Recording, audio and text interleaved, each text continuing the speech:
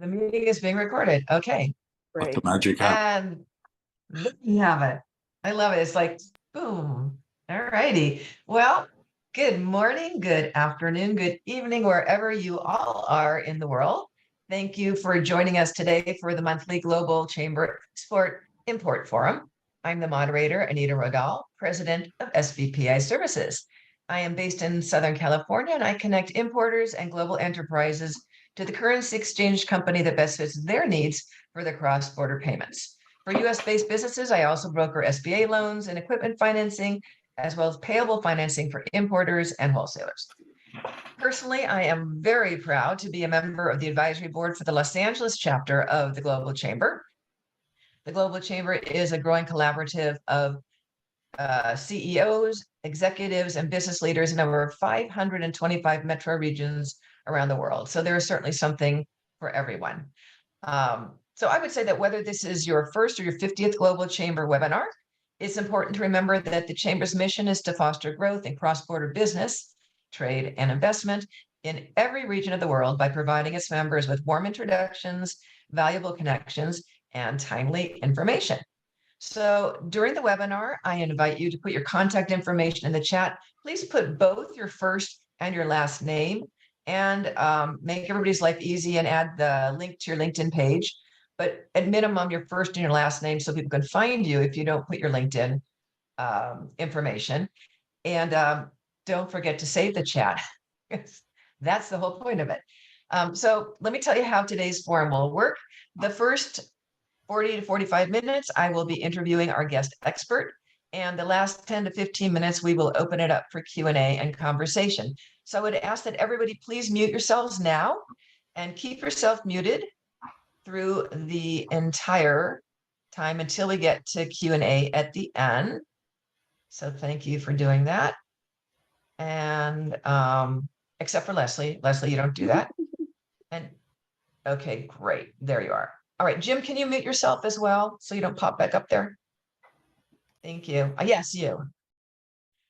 Okay, all right. So today, as I said, we are very lucky to have the amazing Leslie Levy August, who is a third-generation global trade professional with a distinguished 40-year career that encompasses customs brokerage, freight forwarding, cross-border financial guarantees, ATA carnets, I think I pronounced that correctly, and representing small and medium-sized enterprises at the World Customs Organization. Leslie currently serves as the Chief Marketing Officer and an investor in KYG Trade Incorporated, a software startup company where she leads the marketing and sales initiative. At KYG Trade, Leslie's career also includes a significant focus on global trade and regulatory technology. Before joining KYG Trade, Leslie established Victory Lap Mastermind, a members-only group of CEOs of global trade service providers to foster collaboration and strategic growth among industry leaders. She also served as president and CEO at Boomerang Carnets, where for over 20 years she was responsible for marketing and operations. A dedicated leader in the trade community, as if you couldn't already guess that, Leslie served on the board of the Northern California chapter of Women in Trade for 10 years and still contributes as a trusted advisor. She retired as chair in 2018, but has since returned to the board as sponsorship director, where she is honored to continue her service. And we are honored to have her today. So welcome, Leslie. Wow, thank you. I don't think I've ever heard it read all out loud. Yeah, that was a lot to say, but clearly there's a lot about you people need to know. So today we're talking about how AI is transforming global trade from streamlining customs processes to increasing supply chain efficiency. And if you saw any of my posts on LinkedIn, you'll know that I would never have thought to put AI and global trade in the same sentence. But we're going to start off with a couple of what I like to call my icebreaker questions, just to get a little background on Leslie in terms of how she came to do what she's doing. And these are just real quick questions. So first I would ask, what in the world got you into this field in the first place? I'm one of those few people, I guess, who got into it because it was a family business. So just started with my grandfather was one of the first licensed customs brokers in Chicago back in the 1930s. And, the business morphed and changed from there. But at some point I got involved. Okay, fantastic. And what do you like the most about what you do? I think what I'm doing right now, what I like the most is seeing the reactions from people in trade when they get to see the tools that are AI assisted and how much help they can get from that without necessarily adding headcount. Okay, so it's satisfying. I get that. Yeah, And what yeah. do you like the least about what you do? Got to be something. Um, I think the least because I'm in a startup, we all wear a lot of hats, and so it's hard to do any one thing at a superior level. You could do a lot of things, maybe at excellent and good. I'd really like to narrow down my focus as we scale the business. So just a few too many hats right now. Got it. Okay, yeah, that can be exhausting. Okay, so let's get into like the trade specific questions now. And the first question I have for you is, what are the specific areas of trade where AI is making a measurable difference? So there's a few categories where where AI is actually impacting trade. One is supplier mapping for risk analysis and supply chain transparency. The customs entry and export documentation analysis is another place. Global trade compliance for sure, and that's the area that I'm most familiar with, and certainly trade research. Those are the areas I would say, Anita. What kind of research? So anybody that's familiar with any aspect of trade compliance, you know that there's a lot of regulations contained in a lot of different places. So you've got all the different sources of information, a lot of different systems that information comes out of. And for a human, it's pretty challenging to get it all together to be able to analyze it. With AI, you can do trade research. I mean, I'm familiar with the compliance aspect, but you can do it on the marketing side. Bringing disparate data sources together and asking natural language questions to get your answers is here today. So does AI have access to any databases or data sources that you as a person wouldn't have access to if you were doing it yourself? So the there's a lot of data sources that as like just an individual, you're not going to have easy access to with any AI tools. It's just not publicly available. So, if you want to get access to, for instance, all the tariff schedules in the world, that's not going to be possible just with a publicly available AI tool. Okay, so neither AI nor you would be able to do that. As an individual, no. Okay, okay, got it. So in using AI for trade, does that result in any cost savings at all? It can. The example I use is we had a client who was spending $700,000 a year on an external consultant just to do their HS classifications. And by transitioning to AI assisted HS compliance, there is a human in the loop. They saved $330,000. So there can be some significant cost savings. And what does HS stand for? Harmonized system. So the I'm sorry, say it again. harmonized system, harmonized tariff schedule. Okay, got it. So those cost savings then were hours they didn't billable hours that somebody else wasn't collecting to do the research that the AI was able to do it. Okay, all right, so that makes sense. Now, what about the application of AI in trade to risk reduction? Like, how does it contribute to risk reduction, and what kind of risk? So yes, it's definitely helpful in risk reduction. So there's a few aspects of it. One is right now the focus on forced labor prevention is really huge. The ability to research down to the end tier supplier. So, all the shippers know their first tier suppliers, but how many know their, 2 to end tier supplier, right?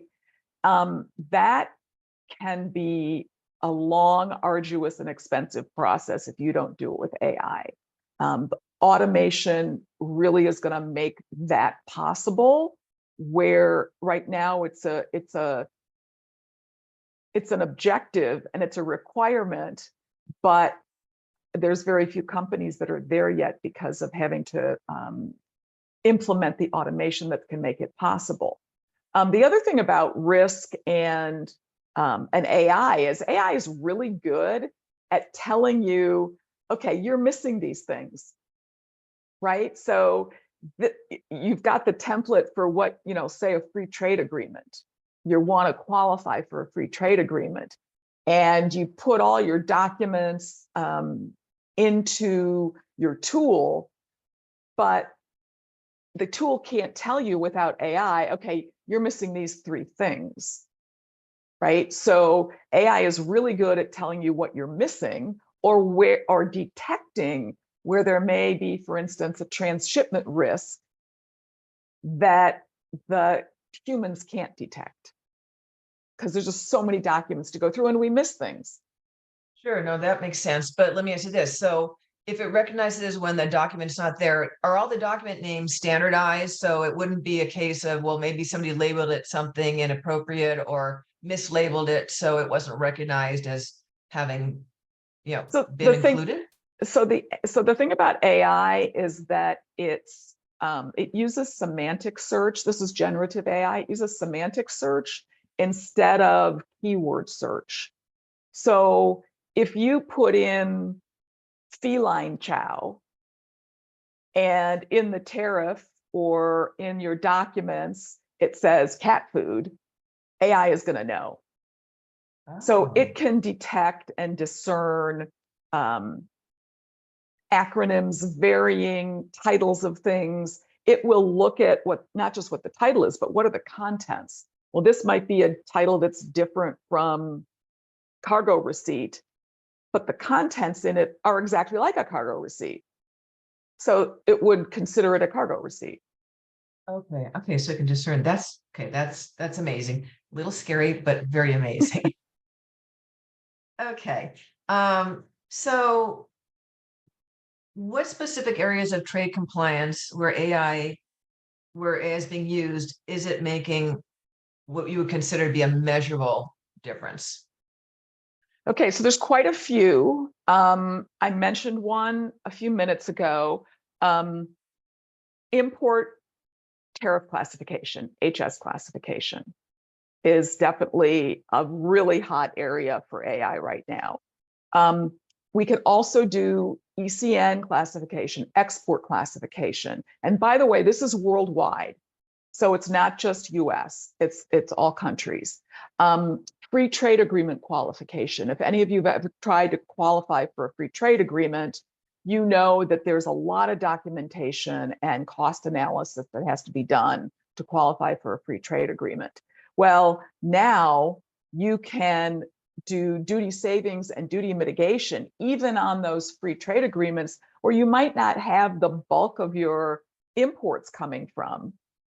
And so it wasn't cost effective to spend the time to do it before, but now you can, because it's, first of all, it's not that costly and it's much easier, and the AI can do it for you. So in terms of that, in other words, you would save on tariffs if you came in under XYZ free trade agreement, but previously to qualify under that free trade agreement, it was so labor intensive that the cost didn't justify the Yeah. process. Yes, exactly. Exactly. Okay. At the end of the day, though, the AI helps you get everything together that you need, but it's still going to be submitted by whoever Yes. in whatever company is a person in charge of doing all of Yeah. that. Yeah. That's why we say AI assisted, because there's no, I would be really disingenuous as if I said, here, take the AI and run with it. No, you have to have, and for importers and exporters, particularly importers when it comes to customs regulations in the US, and this is pretty much true all over the world to one degree or another, you must use reasonable care. You can't just take the answer somebody else or some machine gives you and not have any oversight. So our systems at KYG Trade are built to include that human oversight. Okay, so your software is strictly for global trade companies? Does it encompass both import and export, or what other parameters is it designed to help? So it's a full-fledged global trade management system, but it's on a SaaS platform. So it's very different from kind of the legacy. Some of you may have heard of SAP GTS or Oracle GTM or E2 Open, any Thomson Reuters. All these companies do big installations of big software packages. This works a little bit differently, and in addition to the import and export classification, the free trade agreements, it can do forced labor analysis, which we do in conjunction with supply chain mapping partners. There's workflows built in. These are all things that are part of an AI assisted tool that help with all that administrative compliance work that you have to do. But it's just a cost center for the business, essentially. So the workflows, the collaboration tools, there's a part of exports and imports to some extent where you're screening, right? You're screening your buyer, you're screening your customer. And it's called restricted party screening for a lot of people. And there's a lot of false positives. AI can adjudicate those false positives and save a human from having to deal with those false positives, and also making your shipment get released faster or your customer approved faster, because they're not having to wait to see, is this a real risk or is it just a false positive? And what then is a false positive? We'll get to Tino's question in a minute. Okay. What is a false positive? So a false positive is when you do screening, restricted party screening of your customer, and it comes up as having a risk. Could be a variety of reasons for that risk to be associated with that customer. Like maybe it's got a very similar name to a company that does have genuine risk. And the restricted party screening software is set to pull in everything related to a company with that name. Multiple companies in a single country with that name. Well, which one's the right one? And so that's when a human has to get involved and adjudicate that false positive. Okay, and then Tina was asking, and we'll do the rest of the questions at the end, but it's a good question. Does your software come in more than just English? Yes, we have 140 languages built into the software. So it's intended to be worldwide. Okay, fantastic. So what I'm hearing is that this isn't just for large companies. Like large companies have the big platforms like the ones you were saying. So is your software created to help the small and medium-sized enterprises specifically? So it's funny because that was what it was originally intended for. And it's still built for that. It's still priced at that. You can get on the platform for $35 a month. It just depends on your volume, right? So the more compliance needs you have, then the more it's going to cost you. But there's no big implementation fee. It's just that license, that annual license fee. If you've got 4,000 classification, we call them attestations, 4,000 attestations. So that could be a classification, it could be a free trade agreement qualification, it could be forced labor. If you've got 4,000 of those, it's only $400 a month. So, and you get all the collaboration tools, you get the, everything's built in right out of the box. There's just configuration that has to happen. Okay. So the answer Wow. is yes, it's really meant for, it was built to be an ideal way for small and medium-sized businesses to manage their trade compliance programs. But actually, we've had our first three customers were enterprise customers. And not because they were replacing those big enterprise-sized global trade management systems, but because the global trade management systems are very, very good at transaction-driven functions. So getting those shipments ready and getting those shipments out, right? The transaction-driven, whereas our platform has all the compliance functionality that they don't. So we're a great enhancement or extension to an existing global trade management system. And that's often, there are companies looking at replacing their entire enterprise global trade management system with with ours, which we build out with a lot of partners, basically, to make it happen, which is a whole other piece of this. The software historically has been, you've got to use what's in this software package that we offer you.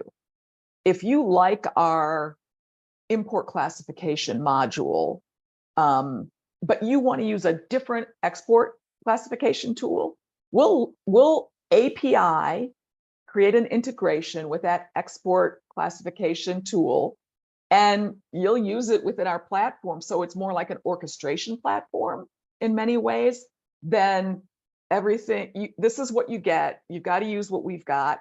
But if you find something better that you like, you got to go out of the platform and go use it separately. Single sign-on, bring all those tools into one place. Wow. So if somebody, let's say somebody's going to lose their job because the company they're working for can replace them with your software, they can also start their own company and use your software and create their own business. So in essence, yeah, I don't think this is going to cause anyone to lose a job, because you still need the same people that were doing the classification to approve the classifications. Now those people who have to be very skilled can apply their higher level reasoning to bigger problems, to looking for duty savings opportunities, to figuring out if they can implement a drawback program. There's a lot of tasks that need to get done behind the scenes of global trade compliance, and there is no lack of work. We've not seen anybody reducing headcount as a result. Yeah. Okay, well that's very good to know. Yeah. So to implement this technology, how big of a project is it? Well, it kind of depends on how big you are as a company, right? But at one end, if you're a small importer or exporter, you could literally be up and running on it in a week. It's just not that hard. If you've got a relatively small number of products, and you're using, some of the more basic features, and you can phase in. So, you can walk before you run, for instance. Bigger companies, I would say, because of their processes internally, it's going to take like 3 to 6 months. Okay. There's just so much more that needs to. So it's Well, easier to start from scratch with a small company than it is to change over if you're already using something and yours is clearly better and needs to be implemented, or some of those larger companies, are they also starting from scratch? Some are starting from scratch. A lot of companies that are pretty big, believe it or not, have nothing. They have emails, attachments, PDFs, and spreadsheets, which is what our founders set out to eliminate, right? No more email, PDFs, spreadsheets, and attachments to manage global trade compliance. We're gonna get 21st century tools in, state of the art, because we've got the technology now to do it. Okay, wow, that's amazing. Now, somebody who wants to evaluate and vet out an AI automation provider, Mhm. like what's the process for that? What would you recommend that they do? So first of all, vet that supplier like you would any other supplier. Do your due diligence, check on references. I mean, just however you would vet a supplier. But this is what I can tell you about AI and what you need to know as somebody that's going to implement AI assisted tools in your business. You want to know, what is the database that the AI is working from? What is it accessing?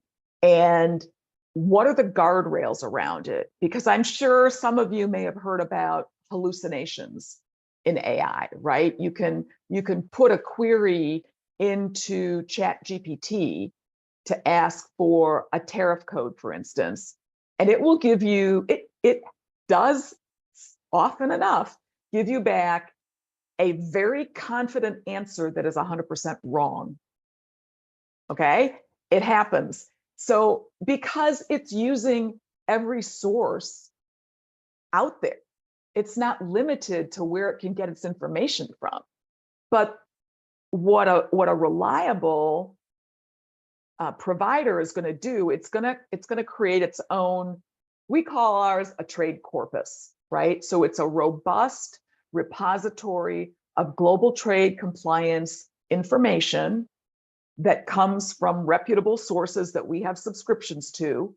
It's not necessarily publicly available. And that's the only place that the tool is looking for its information. It's unless the customer allows it to go out to the internet to look for product information, which is a possibility.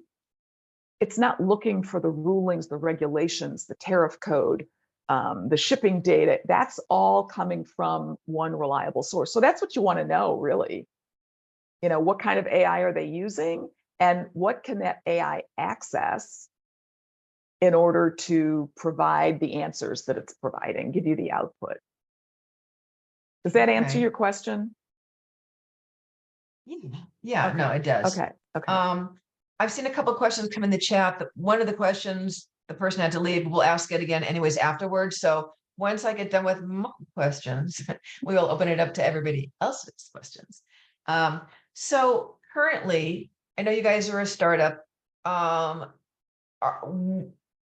What countries, including or besides the US, are you guys gaining your most traction?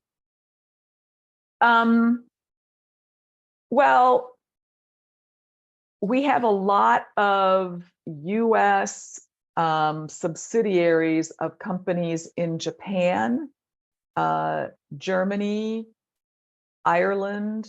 Those are, I would say, the three big ones outside the US right now that are where their headquarters are located outside the US. Now, we have 40 million products on the platform. So with multinational companies that are doing transactions in hundreds, 150 countries around the world, maybe all the countries in the world. So we have arguably the biggest retailer in the world on the platform. We have a very, very large $14 billion sensors and connectors company on the platform. So electronics all over the world. And then smaller companies that are doing, things like solar panels, which are highly, highly visible under the UFLPA regulation for forced labor prevention. And they're getting a lot of detentions, and they're using our tool to help prevent or help respond to customs, for instance.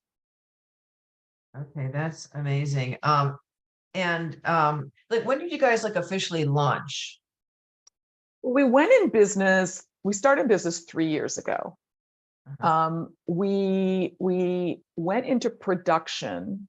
So we had our first customer in production in February of 2023.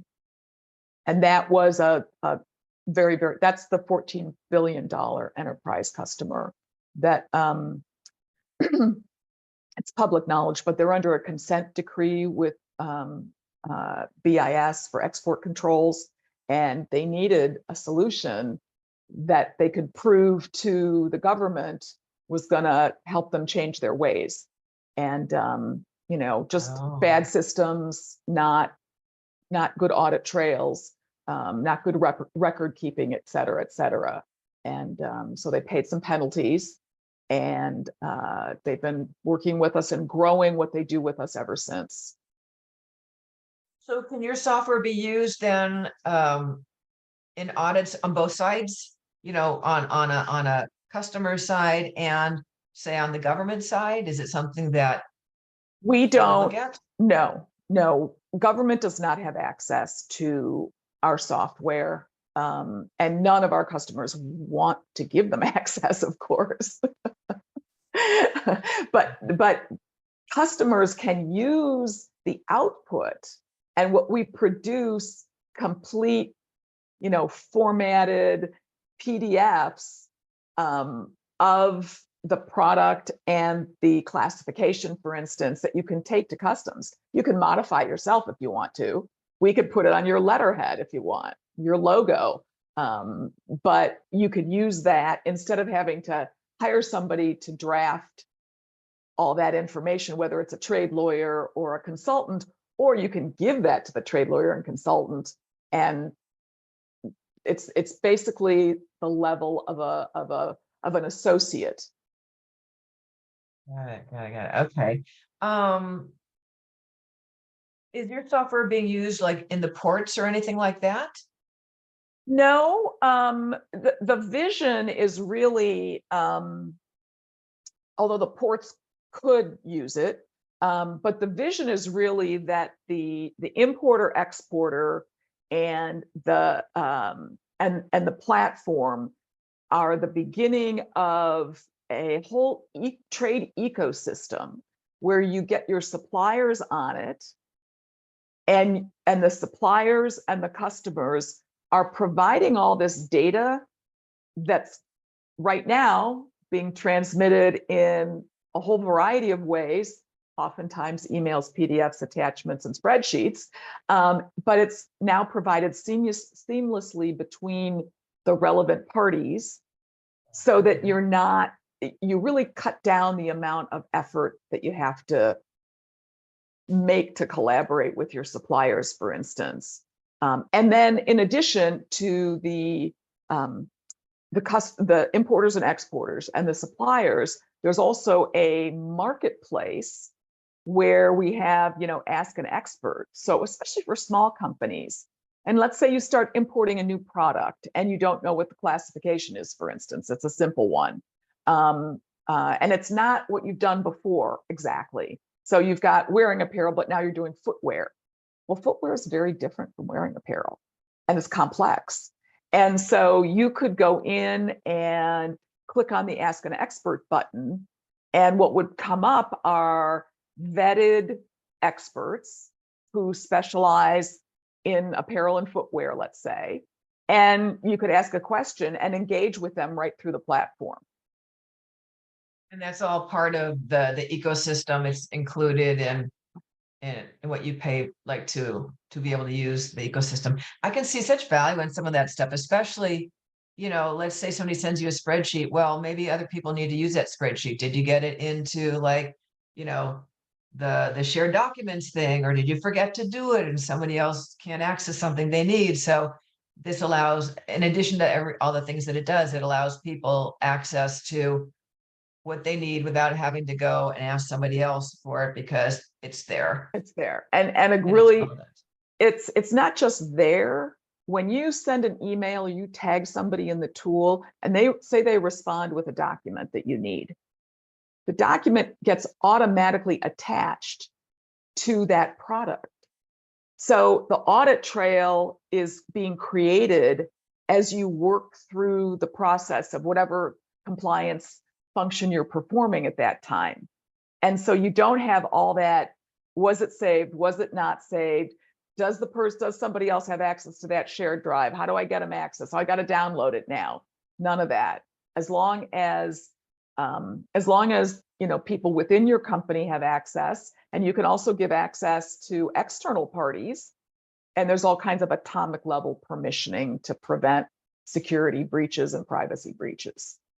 Okay, that makes sense. How often is the information in the system, whether it's like the FTAs, whatever, how often is that updated?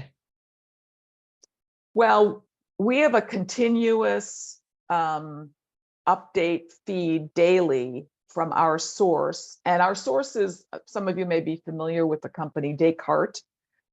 They're a very well-known company that provides global trade data and information, and they have a system called Customs Info. So we have our company has a subscription to the Customs Info data, and that gets updated daily. And so if you have information on the platform, like you've done your classifications, for instance, or you've done your free trade agreements, and there's a change from customs, it actually tags that attestation, that free trade agreement qualification or classification, as suspect. And it lights up in somebody's queue to take a look at. So it's updated so regularly that if a code expires or if a code is retired, you'll get a suspect notification. That's actually a really big risk reduction factor that's included. If you're big enough that you want to have an API integration from your ERP system or your, whatever system you have that manages your inventory and your products, could be engineering, your product lifecycle management system, and those products change in some way that you've already classified or put into a free trade agreement, the system will also flag that as suspect and say, hey, one of the engineers substituted a supplier for that raw material. The supplier is now no longer coming out of Turkey. That supplier is now coming out of the Uyghur region in China. You better check this out for forced labor risk. Wow. Okay, that's amazing. So one last question for you before I open it up, and that is, what is the holy grail for AI automation and trade? Well, I kind of alluded to that a minute ago, which is this vision of an ecosystem that builds around a platform where importers and exporters and trade service providers and suppliers of finished goods and raw materials are all interacting seamlessly with each other. And thus, literally reducing the amount of friction in the supply chain as far as the compliance piece is concerned by trillions of dollars worldwide. There's so much friction in there that can be gotten rid of if we have the right platform, because waiting for the standards, forget it. Like World Customs Organization, worldwide standards for bills of lading or receipts or invoice. It's not going to happen in our lifetimes. So let's get the technology to do that. And then I would say so that's the macro picture, right? And then I would say the holy grail with AI and trade right now for the individual, whether it's a business owner or the global trade compliance professional in their job, is to have a tool that actually is purpose-built for that. It's not an add-on to something. It wasn't made by software developers that didn't know trade. It was made by people who were trade nerds who then hired the right developers to make the software. I mean, to me, that's the holy grail for the individuals and the teams working in companies that have to deal with this every day. Okay, that's amazing. Okay, so we're going to open it up now to questions. So I'm going to switch back to gallery view. Jim, ask away. And don't forget to unmute yourself. That was awesome. Oh, thank you. Yeah, could you post on chat how to get a hold of you? Sure. And this is not, it's a comment to a question to the panel and yourself. I got involved with 2 government agencies, NOAA and Army of Engineers.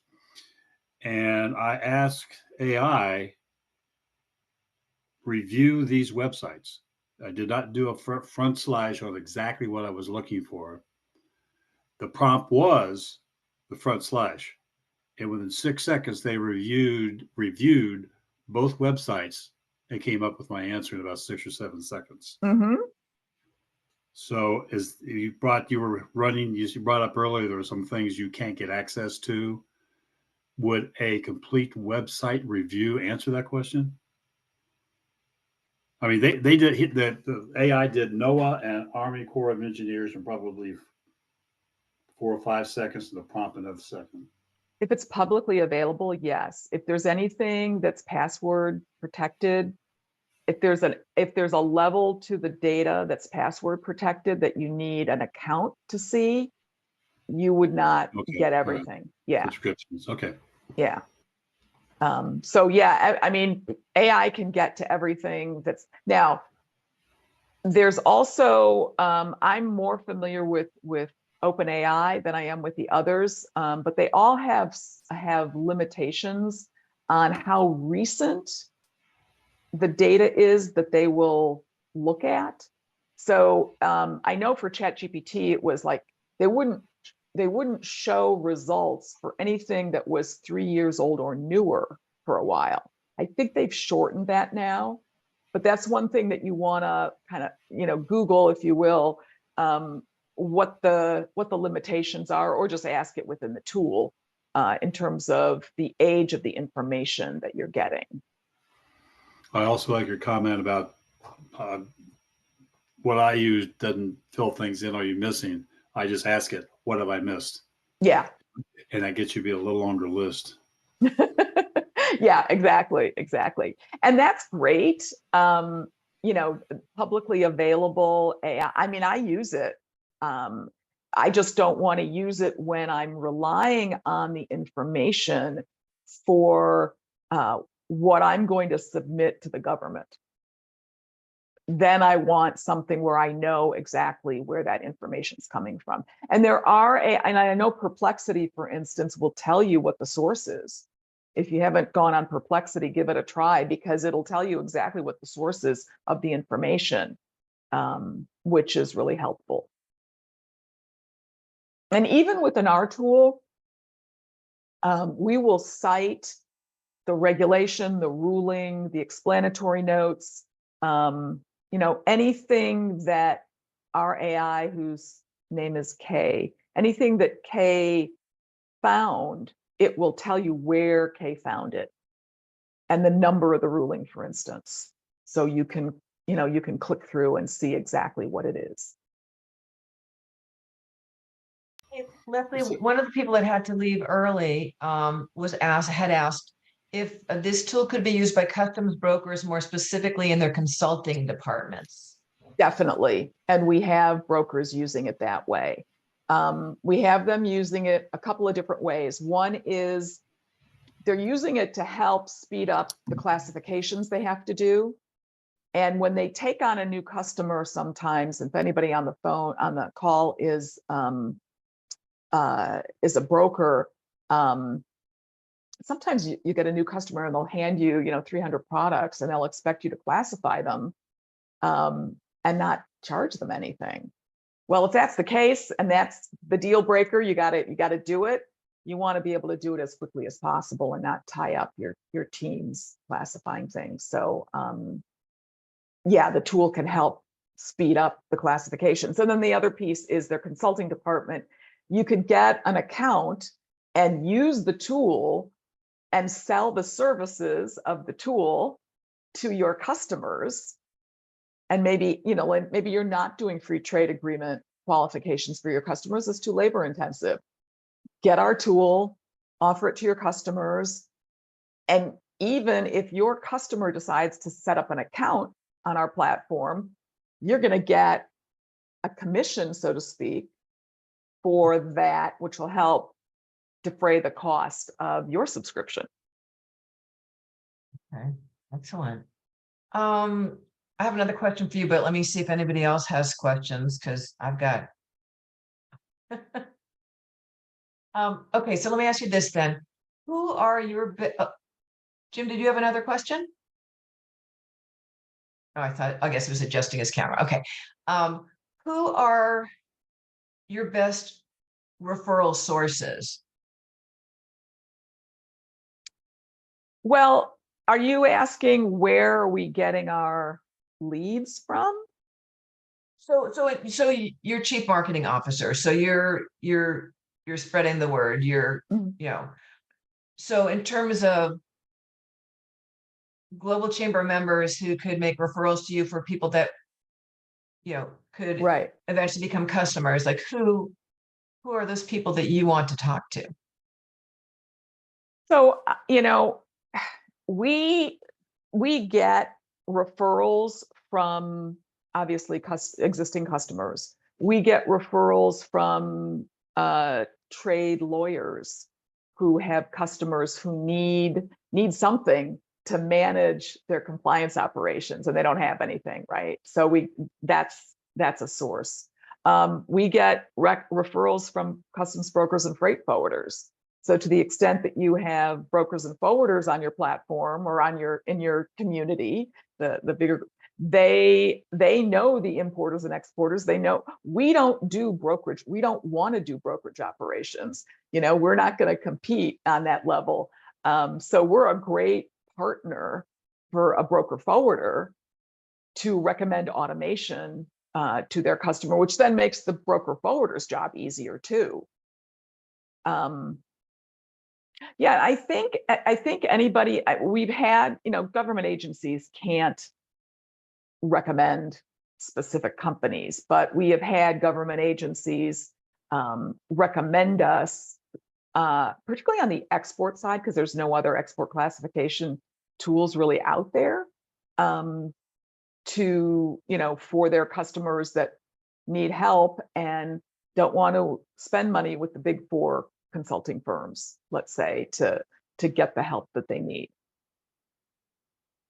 Okay, interesting. All righty. And then Peter was saying, well, let's see. Peter, did you want to mention something so I don't have to read what's in the chat there, if you want to?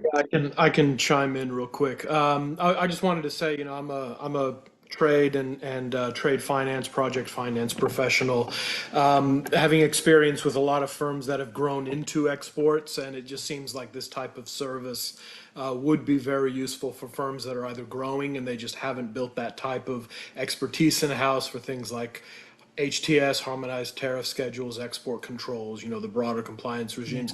And then, of course, a lot of these firms also will have, effectively had their hands slapped. They kind of grow thinking that they're doing everything okay, and then, they get some kind of notice that. So, there's obviously a lot of gazelles in the market that reach these two, that are effectively instances of this.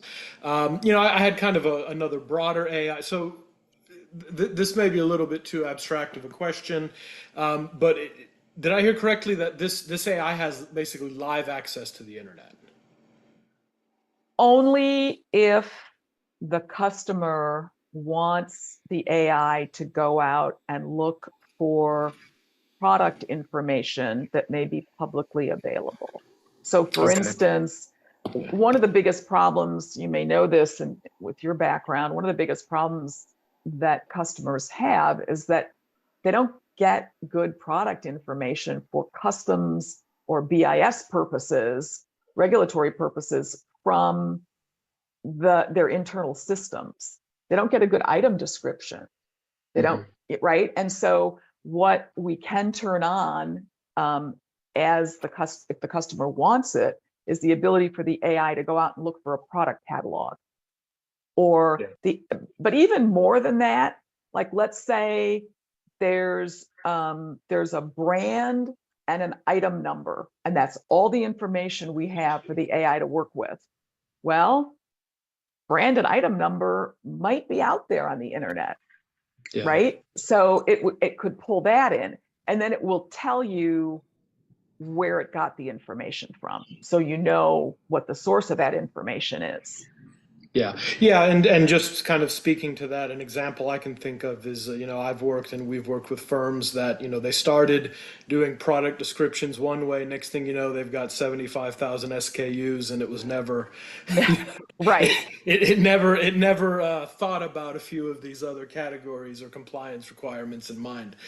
So yeah, I definitely see that. More broadly, and I'm sure, again, this is a technical question, I'm sure that your technical team has dealt with controls, but some of the advanced AIs that I know about, there's often concerns about giving them live access. For example, I know even ChatGPT, they've got like a 2-year time-gapped database, simply because, giving those types of tools to the general public, and then with kind of unknown consequences of what they might find in applying them.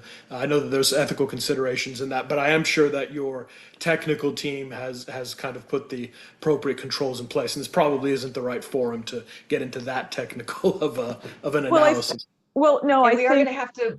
We need to wrap up. So okay. Sure. Brief response there. Yeah, just that, and I don't know if you heard me earlier say that the guardrails are around the data. We make the AI only look at what we call a trade corpus, which is where all the regulatory data is, and they're looking at what the client provides in terms of product information. So, like I said, what it goes out to the internet for, first of all, is not automatic. And second of all, it never goes out for anything that's related to regulations.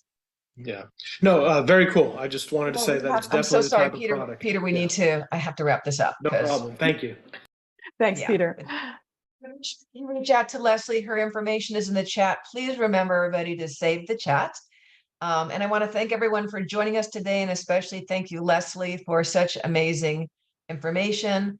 If you enjoyed today's discussion, I hope you'll join us again for our next one. It's usually on the 4th Thursday of the month, which means that the next session will be on Thursday, October 24th. So make sure you check out the Global Chamber's calendar of events at globalchamber.org. There's lots of things going on every day in every part of the world. And remember that it is great to be global. Thank you so much. Thanks, everyone. Thanks, Leslie. Thanks, Anita. Great job. Great information. I sent a message to you, Leslie, because some things we're doing that are different but related, and love to chat when you have a moment. So, not that you have a lot of time, I'm sure. Okay. Yeah, software startup. But thanks, Doug. I appreciate it. Great job. Anita, thank you very much. Appreciate your moderation. Thank you. Thanks, guys. Going to close the room. Okie doke. Ciao.